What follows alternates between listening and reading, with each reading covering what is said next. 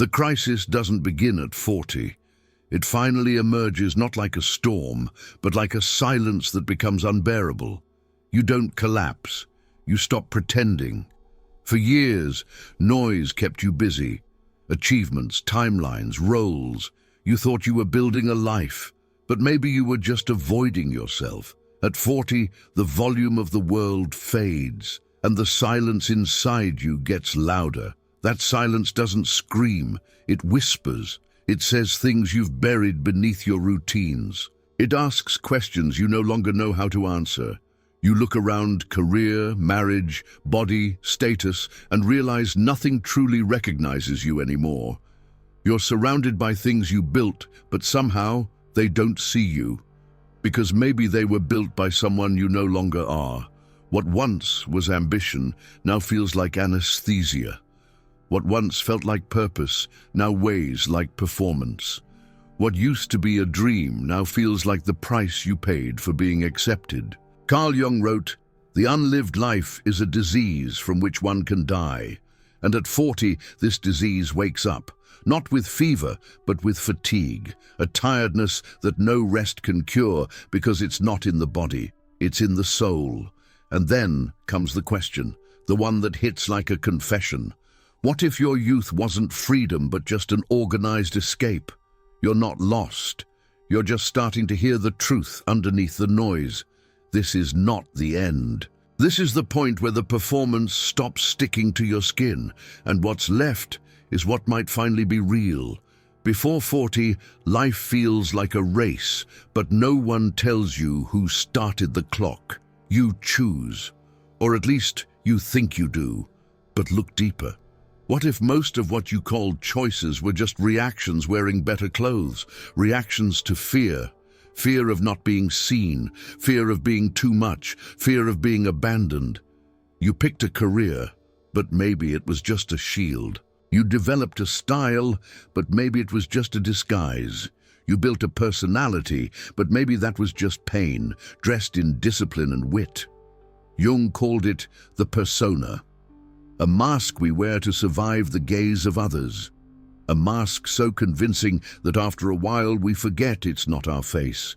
You laughed louder than you felt, worked harder than you needed, loved more carefully than you wanted, and you called it maturity, strength, identity. But what if it was just trauma shaped by vanity? What if your strengths were born in self-defense, not self-love? What if you became good to avoid rejection, or strong because weakness once got you hurt? The world praised your mask, but praise isn't intimacy, applause isn't love, and being admired is not the same as being known. You didn't become who you are. You adapted to survive, to be chosen, to feel safe. But now that adaptation has started to rot. Because the deeper truth is this: what kept you alive in the past might be the same thing that's killing your soul now. By 40, success loses its taste. It doesn't numb you like it used to. The promotions, the titles, the comfort, they no longer sedate the silence growing inside. And the failure you once feared like death starts to look like the only door left open. But starting over isn't just difficult, it's humiliating. Because to start over means confessing that everything before might have been built on illusions, that you were never really sure, that you spent years playing a role you didn't audition for, that maybe, just maybe, your entire identity was a beautifully constructed misunderstanding. You're not afraid to fail, you're afraid to admit that you never knew who you were to begin with. The child inside you still trembles, because back then, failure meant rejection. It meant being unloved. It meant danger.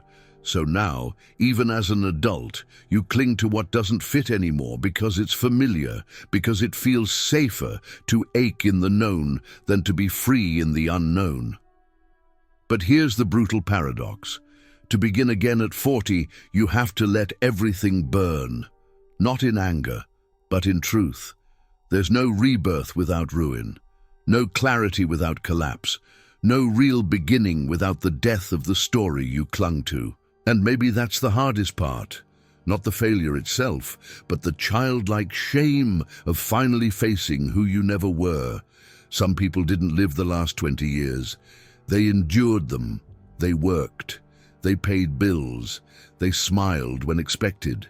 They played the part with enough precision to avoid suspicion even from themselves. But inside, something never healed, never even breathed. They became experts at dodging themselves, mastered the art of staying busy enough to never stop and feel. Because to feel would mean remembering, and remembering would mean falling apart. So they stayed afloat, not swimming, not moving forward, just not drowning. Emotional survival looks so much like maturity that even suffering learns how to wear a suit.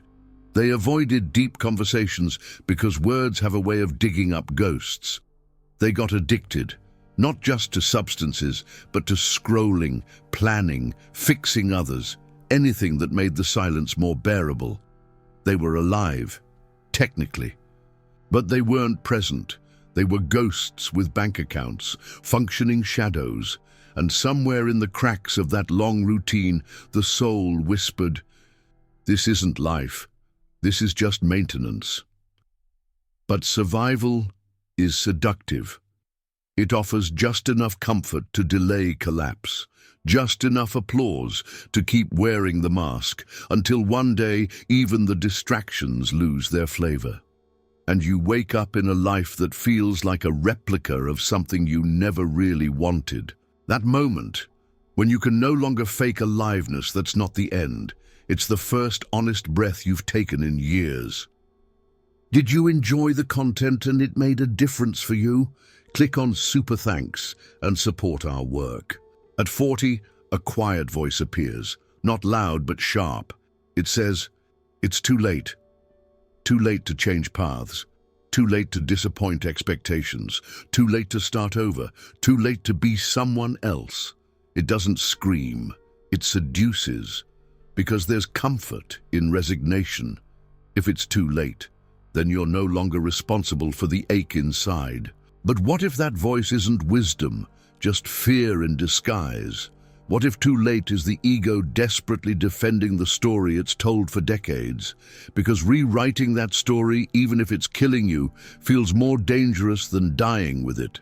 You tell yourself that change now would invalidate everything you've built, that to destroy it all would make the years feel wasted. But here's the cruel truth. Time doesn't validate lies. It just makes them more expensive to leave behind. So you stay, in a job that depletes you, in a relationship that forgets you, in a version of yourself that barely even responds when called by name, and yet something deeper still stirs, a longing, not for success, not for approval, but for truth, for something that feels like you before the roles, before the costumes, before the long performance of being acceptable. What if the greatest act of courage is to destroy everything you built once you realize it was never really you? Maybe you always demanded more of yourself, more effort, more control, more excellence, and they praised you for it. They called you disciplined, driven, reliable, but they didn't see the tremble underneath, the whisper you never voiced. Love me even if I hate myself. Because beneath that perfectionism isn't pride, it's panic. The panic of being exposed, of being seen too closely, of being found insufficient. So you over-delivered, you became irreplaceable, you never left a flaw uncovered. But perfection was never about beauty, it was about survival, about hiding the wound before anyone could notice the blood. You didn't just want to be good, you needed to be beyond criticism, because the smallest crack might let shame flood in. But perfection is a prison. You build the walls with your own impossible standards, and then you forget how to breathe inside them. Carl Jung said, "The shadow contains 90% pure gold.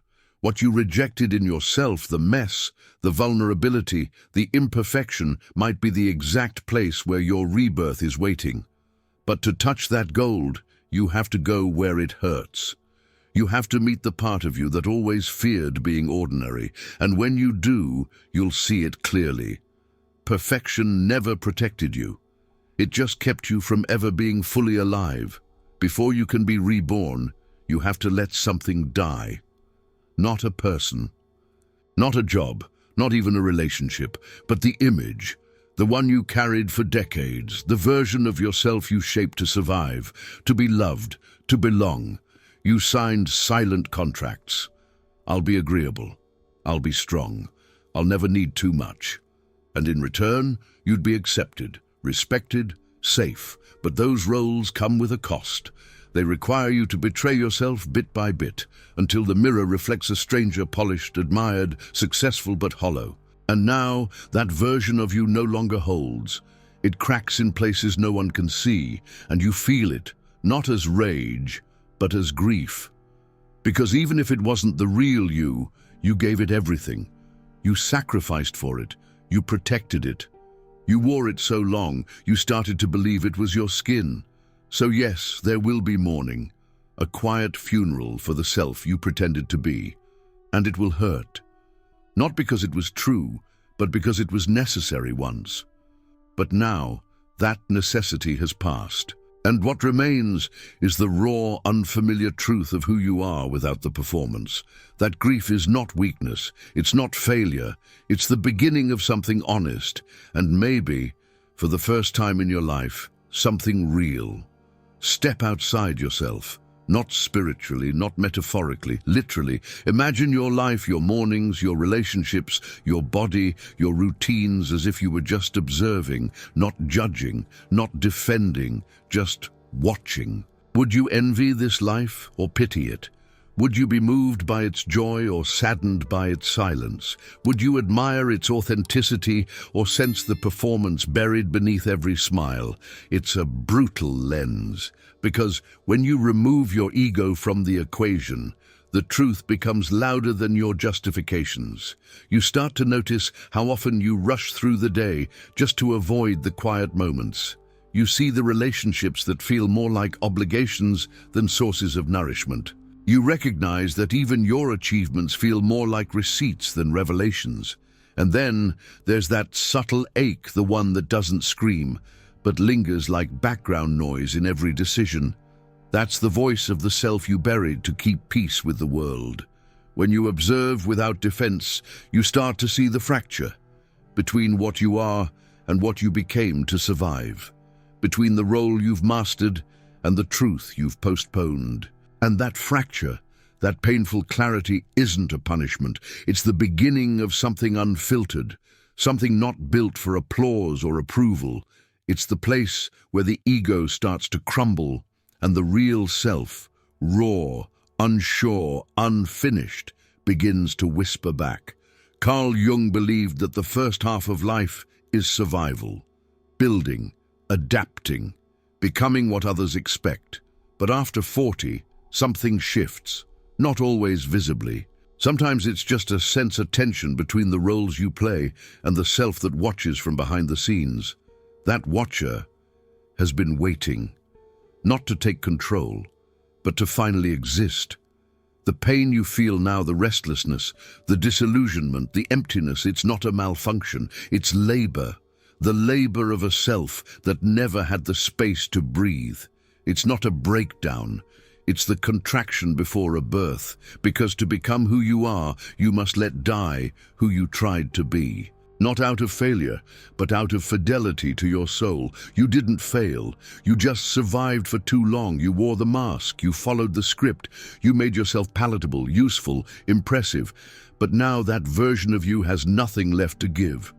And that's not a tragedy. That's the threshold. Because real life doesn't begin when everything is clear. It begins when the lies become unbearable, when silence feels more honest than applause, when the soul no longer asks for success, but for truth. You're not late. You're exactly at the point where the soul finally gets tired of lying, and that is the beginning of everything.